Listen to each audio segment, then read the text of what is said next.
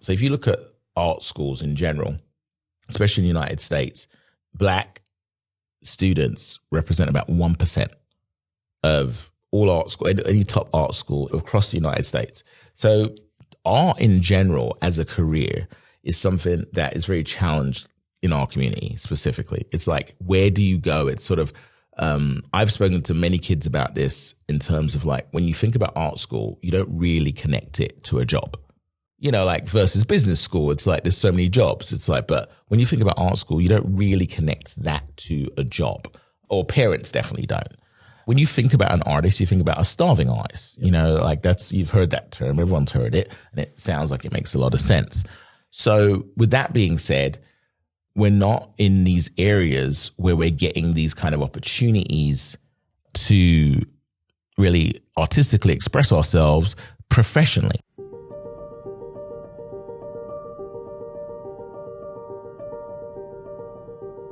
Welcome to Object Subject Form, a series of conversations exploring the human side of creativity at the evolving intersection of art, technology, and finance. The following conversation is with Kenny Gravillis, co-founder and chief creative officer of Gravillis Inc., a boutique Black-owned LA-based design company responsible for iconic movie posters such as Spike Lee's BlacKkKlansman, Bohemian Rhapsody, Logan, and the original Avatar. Kenny's design journey began with a transition from East London to New York, where he launched his career in the art department at Def Jam Records. Finding his niche in the music industry, he designed a plethora of classic album covers for artists such as the Notorious B.I.G., The Roots, Mary J. Blige, and Common. Another bold move to Los Angeles saw Kenny become vice president of creative services at MCA Records before forming Gravillis Inc. in 2000 with his business partner Diana. Our conversation will be centered around navigating diversity and inclusion with a specific emphasis on the key art theatrical space, the experiences of being a Black creative and co-founder of a minority-owned company, and how Gravillis Inc. is focusing on education to provide more access to the industry for those who are not part of it, as well as mentoring those who are already in it but not receiving the opportunities. Kenny, glad we could finally meet and do this. I've witnessed a lot of your successes, but I also know that success didn't come without the struggles. But first, you escaped East London and started your design career in New York. So how did that happen, and why the move to the US? First of all, I just want to say thank you, Simon, for having me on this podcast. So it's interesting. You make it sound incredibly glamorous. You're like, oh, you left London, you went to New York, and you started your design career. Actually, it wasn't quite as glamorous as that. So yeah, I did leave London, but originally it wasn't to move to New York. Actually, after art school, I left London just for a break for the summer. My dad lived in New York. I figured it'd be a great time just to spend the summer in New York, and I thought I would actually bring my portfolio along. And I just thought it'd be a great summer in New York. And then actually I would come back to London and start my actual design career. So I ended up getting a job in New York, but it wasn't Def Jam. In fact, I didn't get the Def Jam job for basically maybe 3 years after I moved to New York. For the first 3 years, I think I got fired like 4 times. And you weren't discouraged? It's so interesting. I got fired 4 times from 4 different design jobs within 2 years, actually. It was between 1987, when I got to New York, and 1989. So 2 years, 4 jobs, 4 firings. So I'd love to know why you got fired. I know, right? It's like, so most of the firings, honestly, were from, I would say 3 of them were just last person in, first person out. But one of them was definitely because I was underqualified, basically. Yeah, I just couldn't actually really do the job. But between the accent and, everything else, I finagled a position. And I never forget, actually, I remember I was on Fifth Avenue given an American Express card I think I wasn't totally honest about my age at the time. I remember looking out outside Fifth Avenue in the office thinking, what am I actually doing here right now? And that job lasted like 2 months, so they can see through it. But all the learnings, honestly, from all those jobs, because most of those jobs were designing packaging for things like, Mott's apple juice and just, bad, grocery products. And I just wasn't inspired at all, and I couldn't get inspired. And I wasn't passionate about it. And I remember even my dad, I think after the 4th firing, which understandably, asked the question like, are you sure this is what you want to do? Mm-hmm. And, I was sure, actually. I was sure I wanted to be a designer. I guess what I wasn't sure about is like what I wanted to design. So that led me to what I was actually interested in. What I was interested in was music. And I was also interested in film. And that's sort of how it started. And I ended up just looking at my CDs and looking at the back of my CDs and started to applying to record companies. And I was just lucky enough to, there's a bigger story at that, but we don't probably have time for that in this podcast. But I was lucky enough to get an opportunity with Def Jam. And that's really when my career started. And what you realize is that when you're passionate about something, everything changes. And that's kind of how that journey started. So I was 21 years old. I was in New York City and I was working at Def Jam Records. And it was the time of my life, I have to say. Wow. Yeah. I can imagine like just that era, that time with it was all of the artists. Yeah, it was so, and you know what, to be honest, that time I think has influenced even who I am right now and influenced the company that I have right now, because I think back then Def Jam was a family. It was literally a family, and we'd have actually artists from other labels just coming in, hanging out, just because that's how cool it was, and I'll never forget. It was great. I remember one time, just a quick story, working late on a Public Enemy record. And I was so not of the world, like I was listening to like Fine Young Cannibals and Depeche Mode in London. So, and reggae. So I wasn't even dealing with rap at all. Yeah. So it was like a huge, just new world for me. And I remember working with Chuck D on a Public Enemy record. It was like 12 o'clock at night, and my dad lived in the Bronx, and he drove me home. He was just like, Kenny, where do you live? And he drove me home, and we were on the freeway, and like we were in traffic, and people saw him and were beeping him. And I was like, what's going on? Like, why are they beeping you? He's like, oh, they're just loving the music. And I just didn't even get it. I was like, oh, wow. Like people are into it. Yeah. So I really didn't understand. So in a way, it kind of served me well that I didn't really get caught up in the hoopla of the whole thing. Yeah. And I think that helped as well, to be honest. Stay grounded. Yes. Stay grounded, focused. Yeah. Yeah. Yeah. It was just like an amazing time. And I was there for 5 years, and it was pretty awesome. And the reason I left was just for another experience. And that was the MCA experience, which was going to more of a corporate place, and I sort of wanted to live that life. Like it was great being part of a family, small, but I always feel like you need the flip side of the coin to really know what you like. So I think there's nothing wrong with that. And that was it. So I ended up going in 96. I ended up going to MCA Records, and that was like great. I was VP, and, I had sort of a real sort of expense account. It was like a bigger thing. And that's where I started working with, the Roots and Mary J. Blige and Common. So you kept the credit card? Yeah, kept the credit card. No, the credit card actually came with really good handy back then. It was amazing. And it was also great, even though at the time I was VP of Creative for Black music specifically.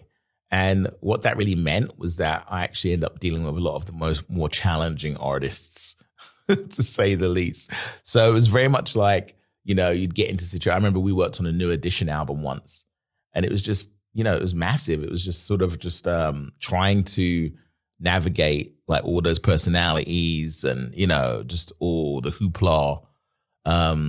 It kind of helps you, in terms of just the challenges of what a company ended up bringing to you as well. So it's like, I think like both of those experiences, Def Jam and MCA, were vital in terms of like when it came to running our own studio. Yeah, sure. It sounds like it built a solid, solid foundation. Yeah, it was 5 years each, so it was like a solid amount of time. Solid decade. Yeah, a solid decade of being in the midst of it all. So you have a design company that's 20 plus years old. Congratulations. Yes, thank you. Not easy to stay alive for that long. It really is not. No, for sure. So why did you end up deciding to start a design company in the first place? Like you seemed like you had a great experience. You had a decade. Right. What changed that? Why did you want to go independent? Okay. So a couple of reasons. One was the music industry was changing. And I remember specifically budgets were getting cut all over the place. And I remember one year I was due, and this is just being incredibly candid, but I was due a raise. And not only did I not get a raise, but they actually said, hey, Kenny, you know what? We've been, kind of doing some research and the people in your position are actually not making as much as you. And we actually need to cut your salary by like $30,000. Actually, it was $40,000. And I remember just thinking, whoa. And we had a kid on the way at the time. And I was just, in my brain, I was just like, wow. And I knew I wasn't ready to go out on my own. So I sort of had to just suck that up, actually, which is a good lesson in general. It's like, don't always act off emotion right away. And that's what I did. And I sort of planned. And I actually left the company a year later in really good stead. And it was one of those things where they gave me a lot of work after I left. And I think because of the way I handled that, I think was part of the reason it sort of went down that way. So really, it kind of pushed me to sort of do my own thing, but I didn't intend on starting a company at that time. It was really like, I'm going to just go freelance. I'm going to like design album covers and that's sort of going to be the deal. I'll design album covers. And what ended up happening was just that it started getting too much. And at some point, my partner was like, we need help, and I feel like that ends up being that pivotal point where you're like, okay, do I start saying no or do I hire a person to help? To bring on more, to handle the work. To handle the work. And I feel like that decision brings you into entrepreneurship even if you don't even realize it. The decision to no longer just count on yourself and actually bring someone else into the fold is the beginning, whether you realize it or not, of you being an entrepreneur. Because then I can imagine once you bring someone else on and now you're able to handle that work, now you're kind of responsible in a way to keeping the jobs coming in the door so that person can... Exactly. So that person can get continue paid, to have work and get paid. Exactly. Yeah. So it changes your mindset. Like that's the first thing it does. It's like once you bring someone on to help, it changes your mindset. And I think that also my partner was very entrepreneurial. And I think she very much sort of pushed that side of my thinking. And I don't think I would have been so aware of sort of, like the necessities that you need to start really going out and getting work and actually being responsible for other people. Because I don't think originally I thought of it that way. I was just like, I'm bringing on someone to help. But then as time went on, I think it just, the sort of the idea of like, man, I want to keep that person busy started to really kick in. And then I think what ended up happening, like anything else, things just started to grow. And, again, same thing, like you make that decision, like, do I get an assistant? Do I need someone to like handle other things? Do I need a producer? Do I need someone to produce things? Do I need so all of a sudden, as the work starts to get more and more, do I need a slightly bigger place? Right now there's like 3 of us in this small room. Like, do I need a bigger place? Now, if I get a bigger place, that means there's more space. If there's more space, that means that could be more people. It's like work from home wasn't really a thing. Exactly. It's like hiring to come to the studio. Exactly. So what we ended up doing, we ended up buying this house I have very fond memories of, and it was a duplex. And we had small kids. And I remember specifically us thinking like, the business of design, especially in entertainment, is what I call, it's very unreasonable. Like it's an amazing sort of space to be in, but it's very unreasonable in terms of timings and deadlines. And, we want it to be there for our kids. So we end up building on one side of our duplex, we ended up building an actual studio. And it was sort of the best thing we could have done, to be honest, because it was sort of like it separated the place, it separated work and business, but it made us still very close, and access was still really there. So we did that in 2003. And that was, I think, that move of going into that space really kicked off the company in a way, because I feel like all of a sudden we had space for like 6 or 7 people, even though they could really build. Yeah. So, and I think that's what ended up happening. Things just started to grow. But here, the sort of big turning point, I think, was around 2004 when, the music industry really was having a hard time. It was like Apple and all these other companies, whatever it was at the time, just all of a sudden the whole digital music thing started to really, come Napster, in. torrents, Napster, all those things. And all of a sudden it was sort of like, I don't know, like, well, I don't know if we want to spend money on a big vinyl album cover or a CD booklet that's like 15, 16 pages. I don't know if we want to put our money there. And that became a thing, of course. That was a thing that affected our business. And my partner was very entrepreneurial minded, and she was like, we need to pivot, like we can't, because now we had about four people. And it's like, we can't get the same fees. We can't get the same, we need to pivot. We need to figure out what else. Now, what's interesting about that, one thing that stayed with me back from my days of being fired was that whatever I wanted to get into, I wanted to be passionate about. Sure. So I knew like music, I was still very passionate about music. So then it became about what else am I passionate about? And that's where film came into play. And we thought, because we were incredibly naive at the time, that, we work on Santana and, The Roots and Common and the big names. Yeah, like Mary J. Blige and Mariah Carey. Surely it's going to be a cakewalk for us to now go and work on all this movie stuff. And we were definitely rudely awakened to say the least. We were rudely awakened. We did not know what we were walking into with the movies. Like we felt it was going to be a cakewalk, and it was very much not that.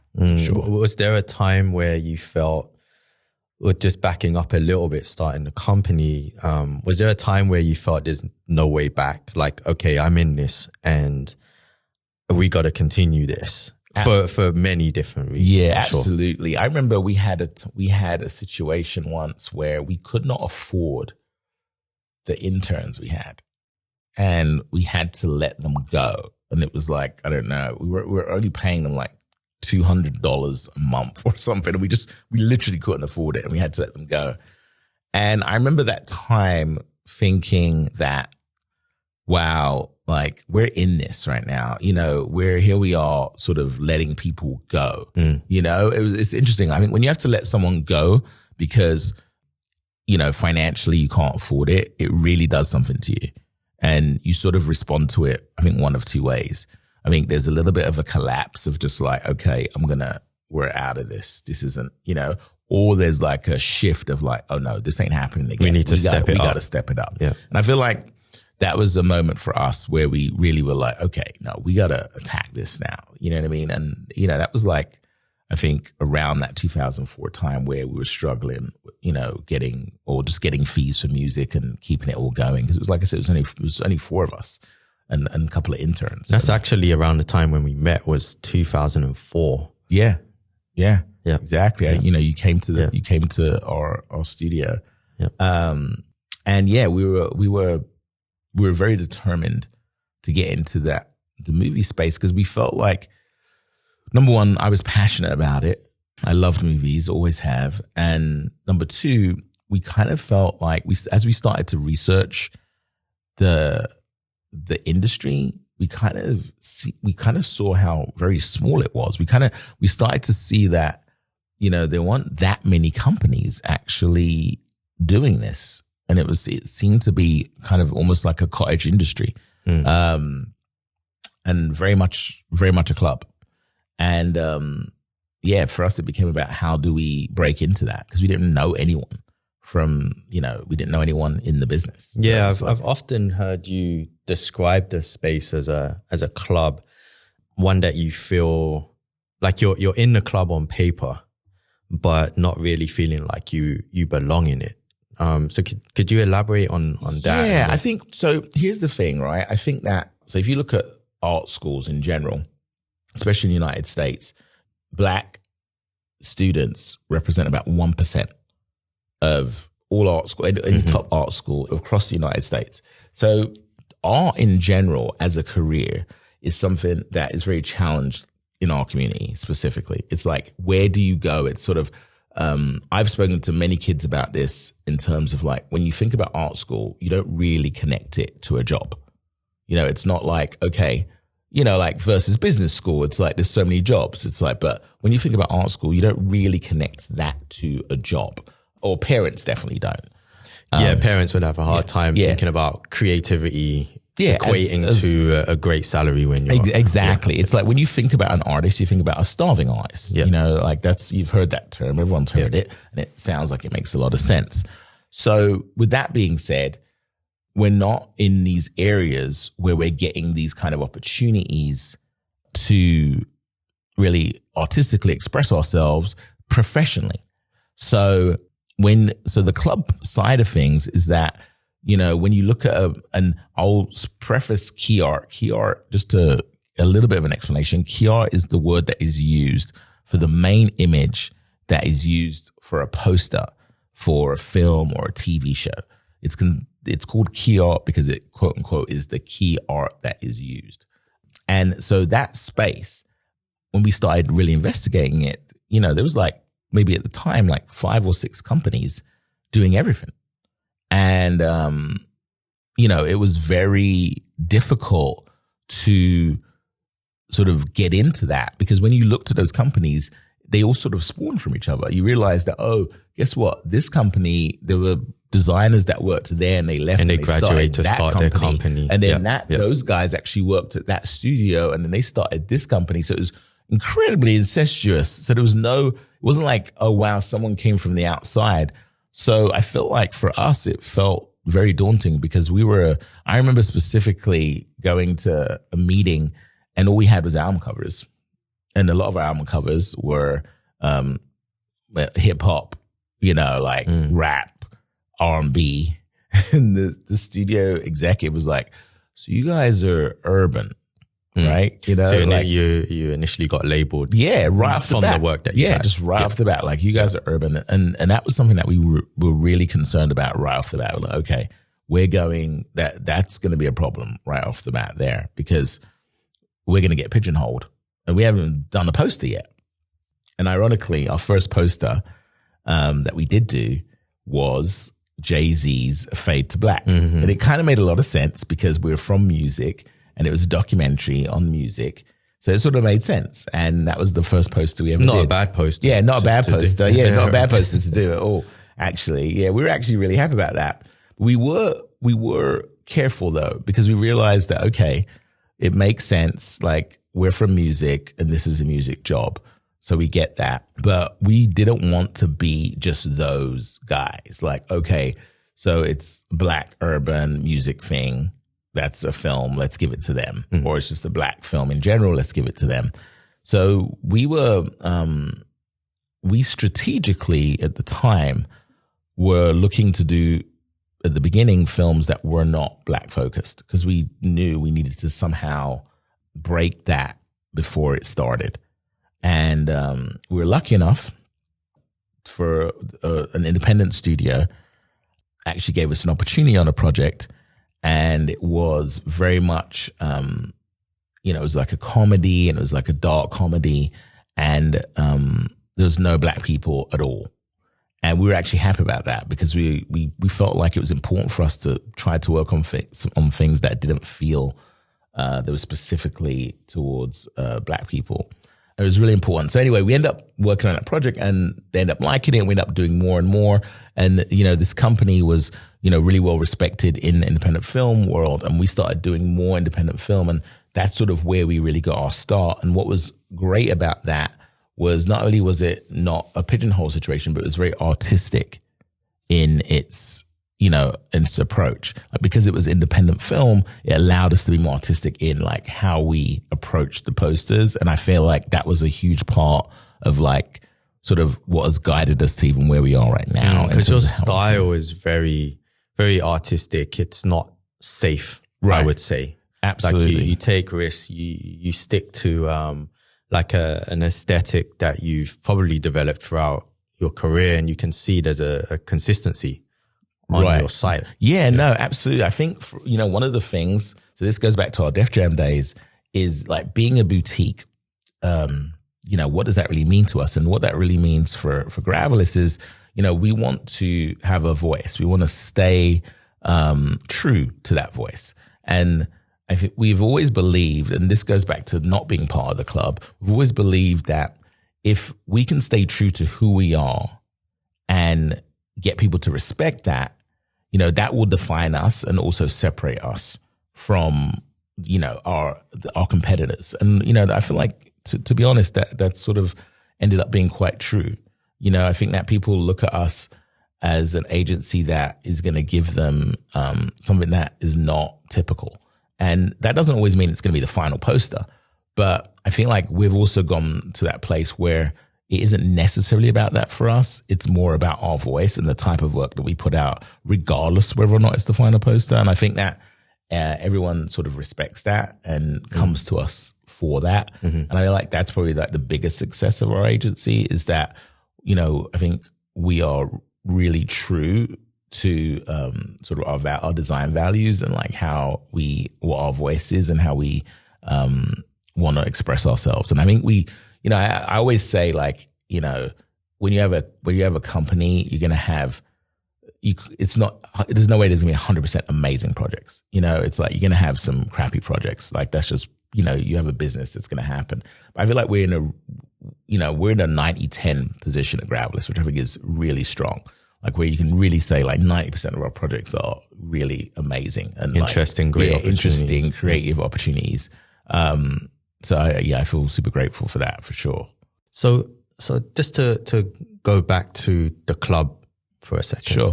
Feeling like you don't belong to the quote unquote club in the industry. Right. What kind of challenges has that presented you and what have you observed? Like you said that there were maybe 5 companies doing all of the work. Sure. When you first started getting into into entertainment, film and TV. Right. How has that developed and what are you still feeling now with your situation at Gravillis? Sure. So it's interesting. I still very much feel like we're not part of the club. And we've been in business now, like you said, for 20 plus years. And what that means is that we're definitely part of the club on paper. I would say, that 5 companies have maybe grown to like 15 that now do, 95% of the work. And we definitely would be. And you're one of those 15. We'd definitely be considered one of them. I would, absolutely. We'd be definitely considered one of them. Now, however, though, I think, when we start getting into the nuts and bolts of what it like being a club, for instance, let's just say, you have a huge film that comes out. A lot of what people don't realize is that there's usually like 3 or 4 agencies working on that film. And, without getting into specific details, but let's just say you have a big movie, a big superhero movie, right? And you have 4 or 5 agencies working on it. If you go like, let's say we're working on this huge, big film and wow, yeah, that's an amazing thing. We have an opportunity. We're working on this huge superhero movie. But when you sort of go underneath the curtain and then you look at, okay, so we're Gravillis, we're working on this huge film. We should be, thankful. Yes, of course we are. But then when you compare it to, say, the other 4 agencies that are working on there, and you realize like that they've been on the film for like 6 months already and have made way more money. And we're getting on the film and we're getting 2 weeks on the film. So it's one of those things where like, yes, we're getting opportunities, but the parity isn't there. You're not staying on the job. We're not staying on the job, and we're also not being on the job as long. And obviously, meaning we're not getting paid as much. So that both comes with it. So there's those type of parities that are still very much in play. So it's sort of like there's definitely studios that we work with where I know that we do get the opportunities to work on stuff, but we also get those opportunities because of our work.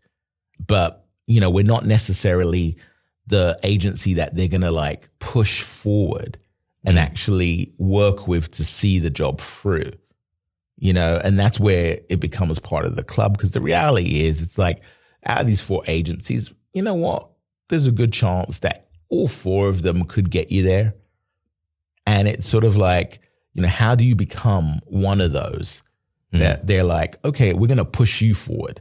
Because it's about the finish. It's about you want to get to the. Everyone wants to get. So one of the things that I am proud of, it's like, I feel like Gravillis as a company in general, we're not super finish focused. And what I mean by that is, everyone wants to get the final post, and I 100% understand that concept. Creatively, I think because I'm creative first, the final post isn't always what ends up, as we all know in creative environments, isn't always the thing that ends up as being like that creative goal that you wanted it to be.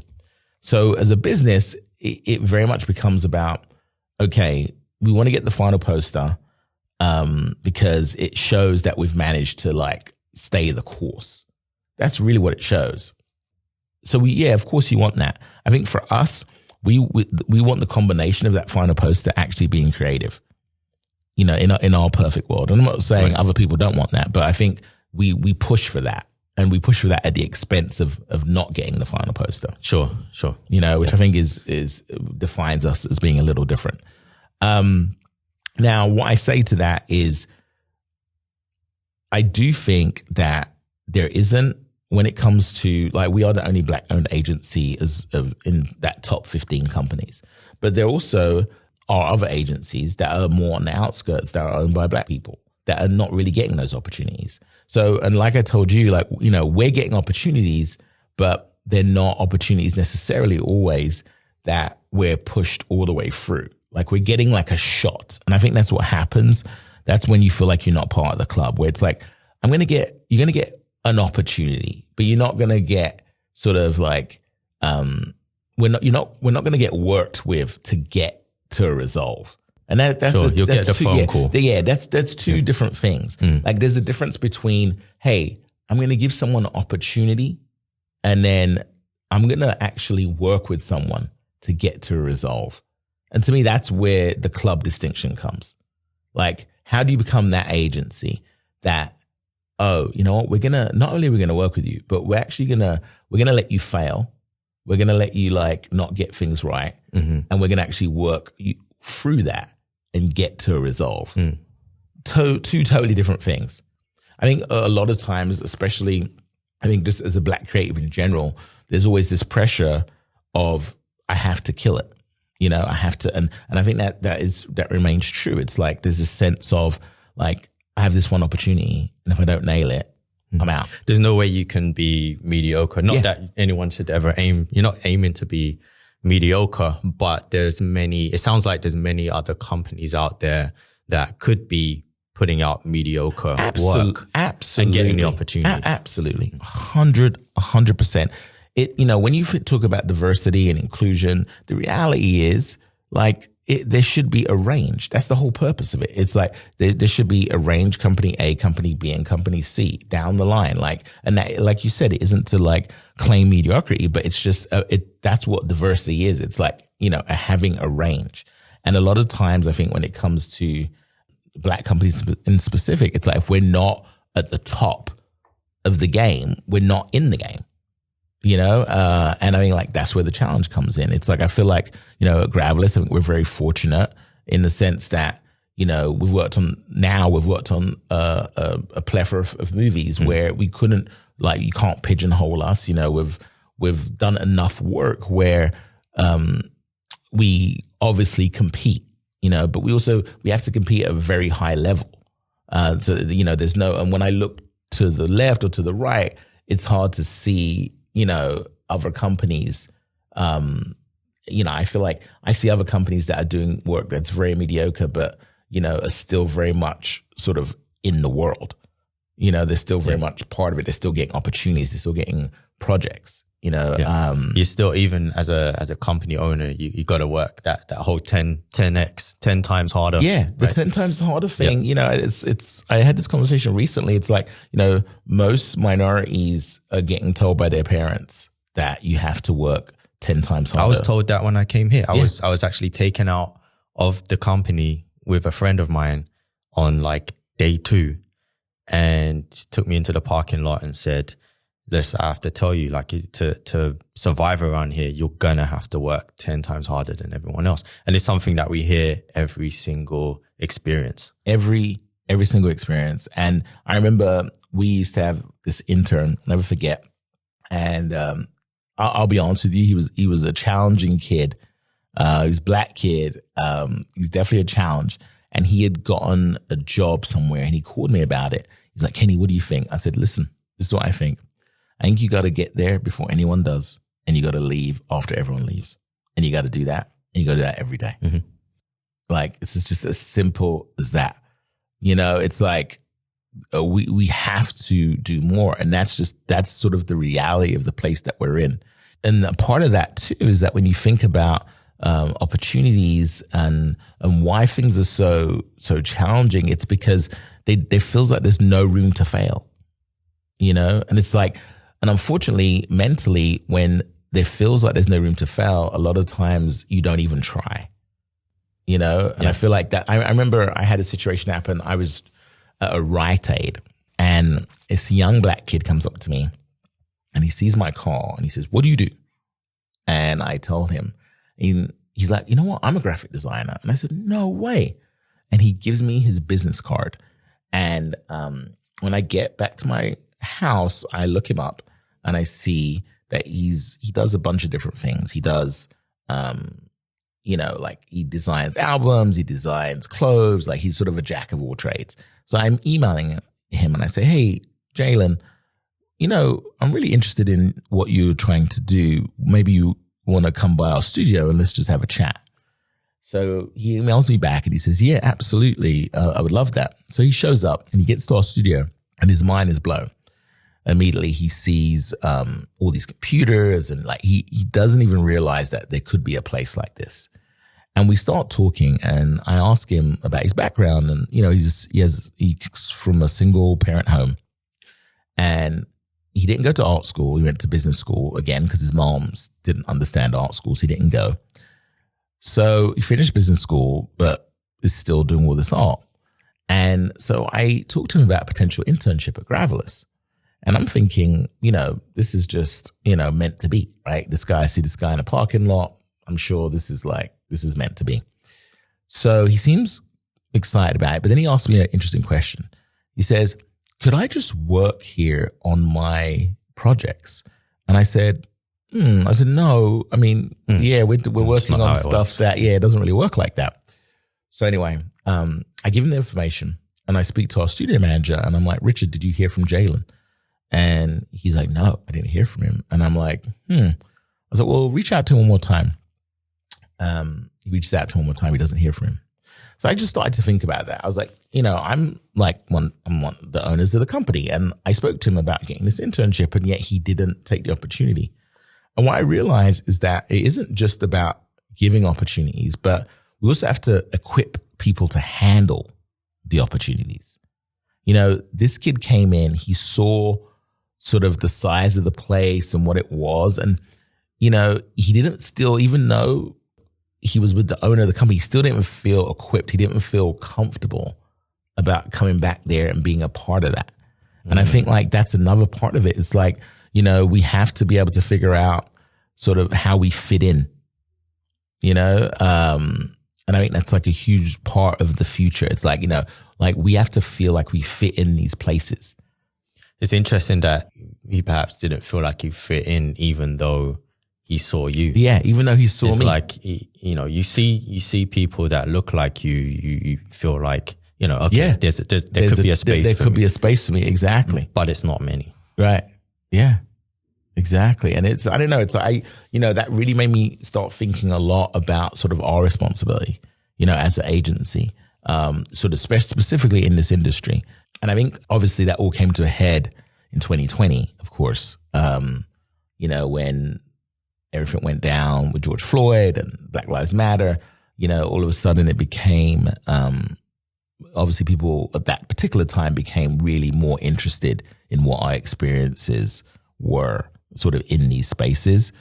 And I think, even I do believe that sort of the clock has run out to some degree on that time, but I do believe it was a time where people were starting to take hard looks at, wow, what is it like being a minority in these kind of spaces where we're just not really represented well? And I think it has been, for us at least, a little bit of a lift off in trying to push agendas to sort of change that, I can say.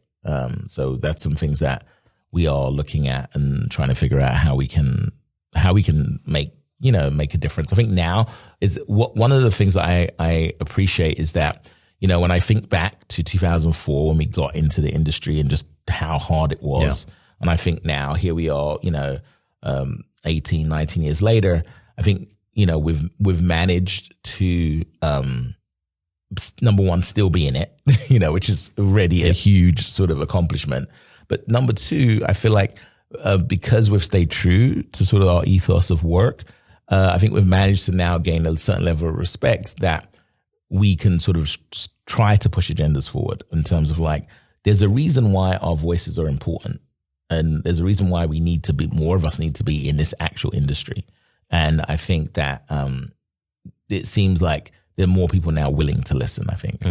So you're having conversations now about how yourself and how Gravillis could kind of improve this situation. Absolutely. These challenges. I personally, I don't think I could sleep at night if I didn't feel like we were doing something. Yep. I think one of the other things that happens too is that I think you get to sort of a position, and I think this happens a lot with people of color, that we get into a position where we're sort of the only people in the room and we get comfortable in that, and I think like, there's this part in Malcolm X, which I recently saw again after a long time, where a policeman tells him, you've got what you wanted, time to move along, because he has like about, 100 people behind him. He said, time to move along. And Malcolm X says, no, I'm not satisfied, and it's like, to be honest, it's like, that's a powerful thing. But it's a real thing. And it's hard for people to hear it. It's sort of like, yeah, Kenny, you're working on Dune and Batman and, all these things. And for me to say, no, I'm not satisfied, it's a little bit like, whoa. Well, I guess you can't become complacent as well. Yeah. It's like, okay, I've reached this. This is my goal. You've moved the bar, and you have to keep moving the bar to stay in it. Yeah, absolutely. And more importantly, you have to start bringing more voices in. Yep. Like, what's the point of us just being here? Yeah, we're getting to work on cool stuff. And it's like, we're not actually affecting the industry. Right. It's like, we're just like, we're the sort of quote unquote successful Black owned agency, like, it's just like, that's not good enough. As an island. Yeah. As an island. Exactly. Yeah. And it's just not good enough. And it's like, we have to make a difference where, I want to leave the industry changing it. I can't change it, just me. Yeah. Like, and just doing the work is not going to change it. Doing good work. Yeah. Doing good work. Exactly. Just doesn't change. No, it's not enough. Yeah. Doing good work is not enough. Yeah. Absolutely. So, Gravillis has taken a position to help change this in the form of initiative, in the form of like education. Well, I think the first thing that, there's been a few things that we've done. One of the things there's a couple of things. I think, first of all, we have to look at, who's in the industry already. So I actually got together with a few of the other Black agency owners, and, we have like quarterly discussions. And, this is where I think this is something I'm very proud of, because it's like, I think this is something that Black people just don't do enough of. Like, yes, technically we're competitors, right? But the reality is that we all know we need to change the way this industry looks and the way this industry feels and sort of the voices that come out of this industry. When you think about how much Black content is being made, it's so massive now compared to where it's ever been. in terms of like, how many Black creators there are, Black content makers. We're at all time high and growing, right? But when you go to marketing and you go to like who's actually marketing, whose voices are actually marketing these films and these shows, like we're non-existent. And so, yeah, it's like we need to fix that. We need to like address it basically. And if we don't address it, who will? Right? It's like, that's the reality. It's like, I can't expect, a liberal white guy executive number 2 to be like, hey, you know what? We really need thinking more about it on a day to day. We really need more Black agencies on this project because we really need that voice. Like, I'm afraid that's unrealistic expectations. Let's just be honest. I'm not saying that it doesn't happen. And if it does, thank God for it. Thank God for those executives that are open to that and just aware. But I don't, and there's an expectation. I think it's unrealistic, quite frankly. But so I think the first thing we did was we got with those other agencies and we just started to have conversations, like the work that we're getting, how much work are we getting from this studio and that studio and that studio. Putting it on paper. Yeah, and just really talking about it and really sort of discussing our challenges as a whole. And you find out they're very similar. It's sort of like, very similar challenges all in all. So I think, so that was the first thing, was just to get some community in the industry, like with the other people that own agencies that were of color. So that was the first thing we did. Yeah. And, we're continuing to do that.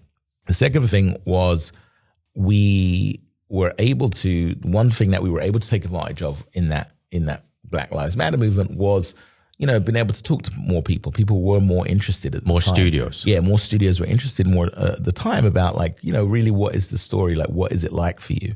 So we're able to share that. And I think it helped, in the sense that I think it started to educate, or at least get conversations going about like, hey, when you do this, like we might take it a different way than your typical white-owned agency. Giving them some perspective. Exactly. Yeah. Just giving them some perspective. So one of the great things that did happen from that time was that we got with Otis Art School, who are a big school out here in Los Angeles. And we were able to like talk to them about the potential of us developing a program that really, almost like old school trade program, that focused on what we did for a living. Because I think one of the other things is that you don't really know, and this goes for not just Black kids, brown kids, even white kids, you don't really know that this industry really exists. Like when someone looks at a poster, whether it be a billboard or it be, while posting or even in the theater, you don't necessarily think, I think people mostly assume, the studio, whatever that studio is, does that. And it's not that that's interesting. Yeah, it's not that they're not wrong in that, but they're not connecting it to the industry that's connected to it. They don't realize that, yeah, it's true. A studio does put that poster out, but guess what? They use these advertising agencies, these creative agencies to develop that. And not only do they use it, but it is a process. It is a massive process. Everything from photo shoots to comps and like so many different comps from different agencies. Requires people. Exactly. The process requires people. And it's like, people don't really realize what that takes, and you also don't realize like the opportunities in that. I remember one time we worked on the Defiant ones. And I remember at one point I was there sitting with Dr. Dre, showing him sketches that we were going to shoot. And in my brain, I thought, I wonder how many young kids right now know that this is an opportunity to be sitting here with Dr. Dre, where you didn't need to be an amazing rapper. You didn't need to be a producer. You didn't need to have beats, but this was an actual sort of avenue to like connect to someone that you might consider an icon or a hero, and I realized it was interesting. I really thought about it. I was like, I wonder how many kids really even know this really exists, especially Black and brown kids. So we got, like I said, we got with Otis and we talked about developing a program, and specifically for Black and brown kids to basically give them access and to educate them in terms of what we actually do. So we developed a program, and actually with one of our competitors, I worked with them on developing this program. And, I'm happy to say that, it took about 1.5 years, but we finally got to a place where the curriculum was approved, and we actually have gotten a streamer to support it. And that's, for me, just a huge actionable step, because that's going to be like, guess what? There's going to be 18 kids of color coming into this world, and our industry is going to support that. So they're going to be able to start seeing what we do, experiencing what we do. From a young age. Yeah, from a young age. And that's an really actual way to actually change what this industry will look like in the future. So that's super exciting for us. Yeah, congratulations. I mean, getting a streamer behind it is huge. No, exactly. Yeah. And we're incredibly excited about it because we feel like it's the beginning of a future. It's the beginning of when I'm gone from this, hopefully there's going to be more than a Gravillis, a part of this industry. And I think that will hopefully help, that process. Well, having the backing and the support from what would be a client for you. Yes, right. absolutely. It means it's not just your company kind of taking the lead. Exactly. You have the backing from the industry, which is kind of now diverting from perhaps not feeling part of the club. Yeah. Now it's like you have the backing. Exactly. Yeah. No. So it's definitely movement forward. So that, I think that's like an incredibly positive move, and it bodes well for the future and gives me a lot of optimism for sure. Absolutely.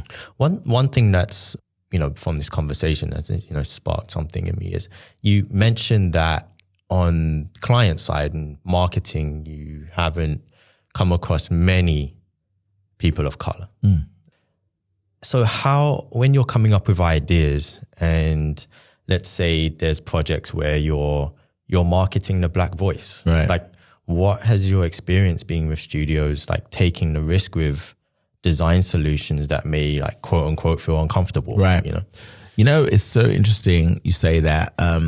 It's been varied, and I feel like we've had some really successful scenarios, and then we've had some not as successful scenarios, in the sense that I think when it's very difficult, I think, for executives that maybe are not familiar with tone or not familiar with the nuance of a Black experience to actually be honest about that and say, hey, I need some guidance on this, and I think that's what really needs to happen. But it's very rare to get that. I will speak on something that happened that I'm actually very proud of. And we worked on a documentary called I'm Not Your Negro. It was a James Baldwin documentary. And this was, I think, probably one of the most satisfying experiences I've had with a studio. The studio came to us and very clearly said, we don't feel like we totally understand how to approach this, and we really need your guidance in this. And it was the first time I'd ever even heard that. And it was so refreshing. And I remember thinking, I was like, well, it's a James Baldwin doc, and this is Baldwin's voice. And I said, one of the biggest things is how bold he was. And I feel like, we really can't hide from that title. And I feel like, to me, the average sort of white executive would have been in more of an uncomfortable place with that title and wanted it to be minimized, and which I felt was the actually opposite of the reason for the title.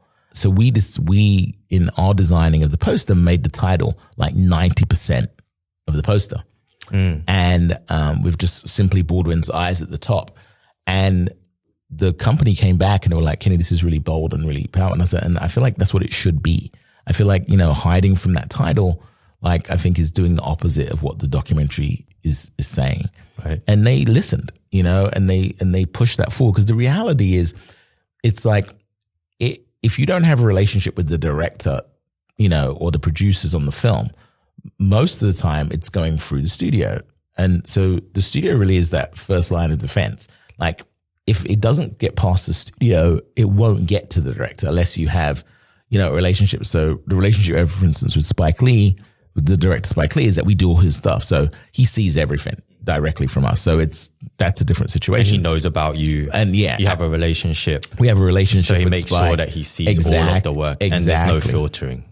We've been working with Spike since 2015. Yeah. So we have a relationship with him, but that's a very rare situation. You know, most of the times we're not dealing with the directors straight like that. We're dealing with a studio. We're doing marketing. Which is how it normally works. Which is how it normally works. Yeah. So if it can't get past this executive, then it's never going to get to the filmmakers. Yeah.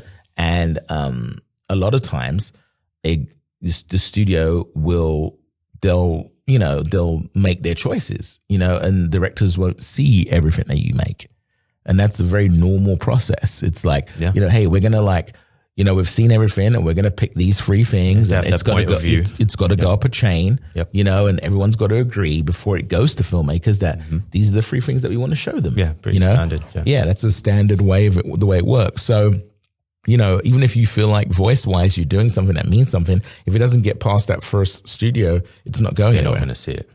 And they were so incredibly open and in showing the work, which I think, that's where the rarity comes in. It's sort of like, even if they didn't completely understand it, they did show it to the filmmakers and the filmmakers went right to it and they supported it 100%, so that was like a really positive experience. And because of that poster stays in our lobby and it does not move,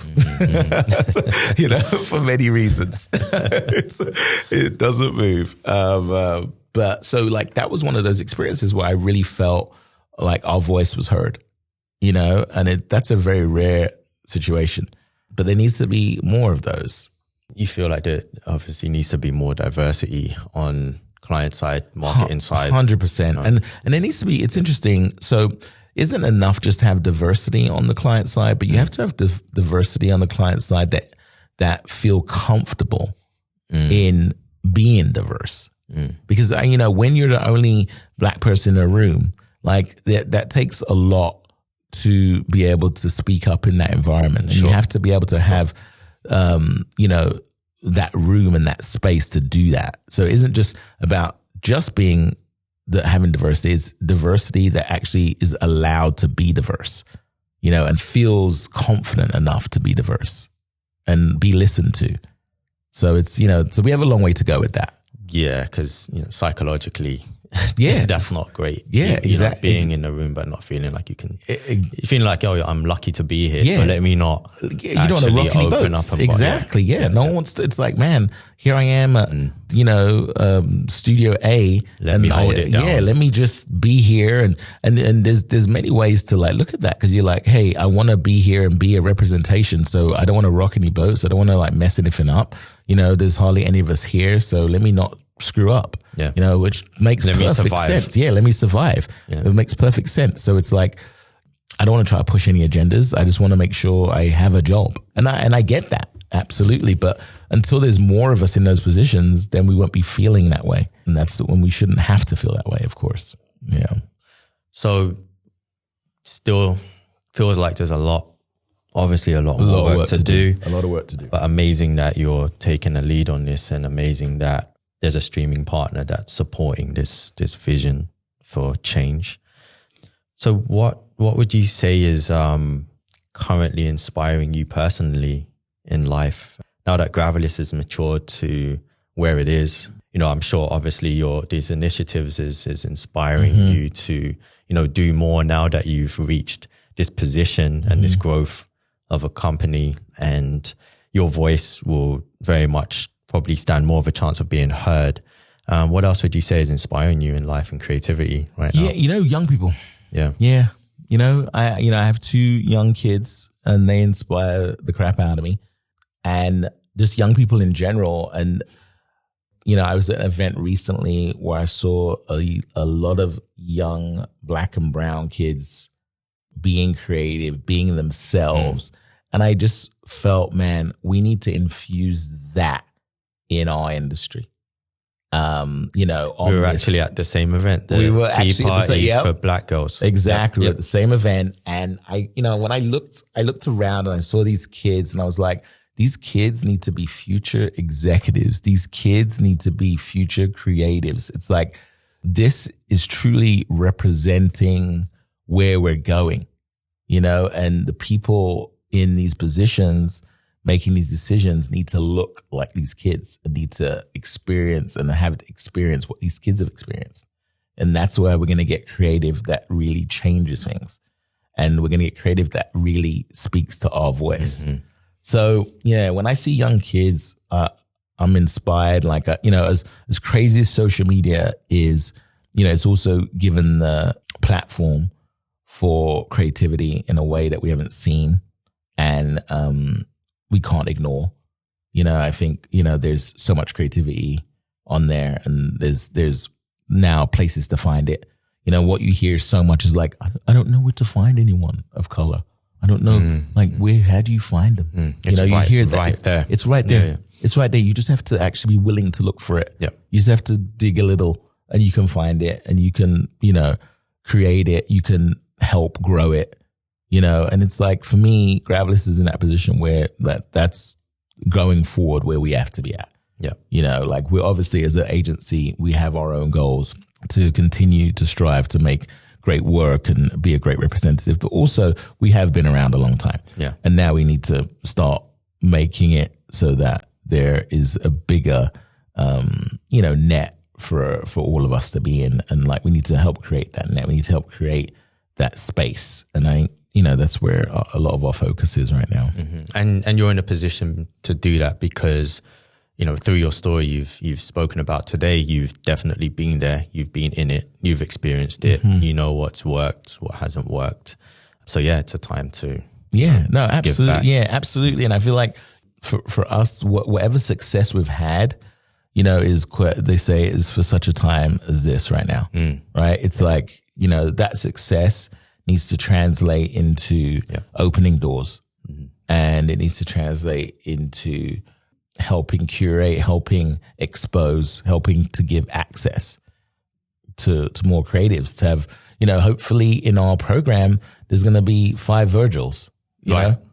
Do you know what I mean? That come out, that create their own companies or, start making posters that we haven't really seen before, and there's going to be executives that are open to those posters and open to that trailer and that different way of doing things and different way of marketing a film. And, hopefully that's what we're going to get. Amazing.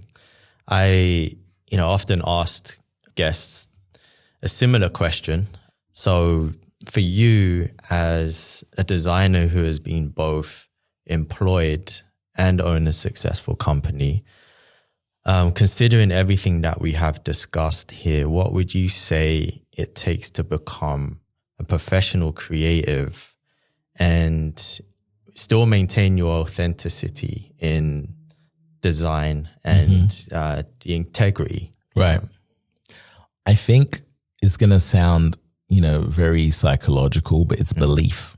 You got to believe in what you're doing. Like, you really do. It's like, in the end, that's what it boils down to. It's like, when we're working on a project, I have to believe in the work that we're doing. And I can't be easily pushed off of that. Do you know what I mean? Like, I can't, even if a client doesn't like it or a client, it doesn't necessarily go the distance, you can't stop believing in what you're actually doing though. And I feel like if you can stay strong in that, I think that you will be successful. I really do. I feel like you believing in yourself and believing in what you're doing it's contagious. And staying consistent with what you do believe in and not being taken off that track. Exactly. To conform. Yeah, because it's contagious. It really is. I remember we used to have this thing where because again, like, getting the final poster was such a big thing. Like, I actually tried to push people away from it, and I was like, become a goal. Yeah, I was like, you know what? It's actually, we ended up having a secret link on our website, which we started posting designs that represented us.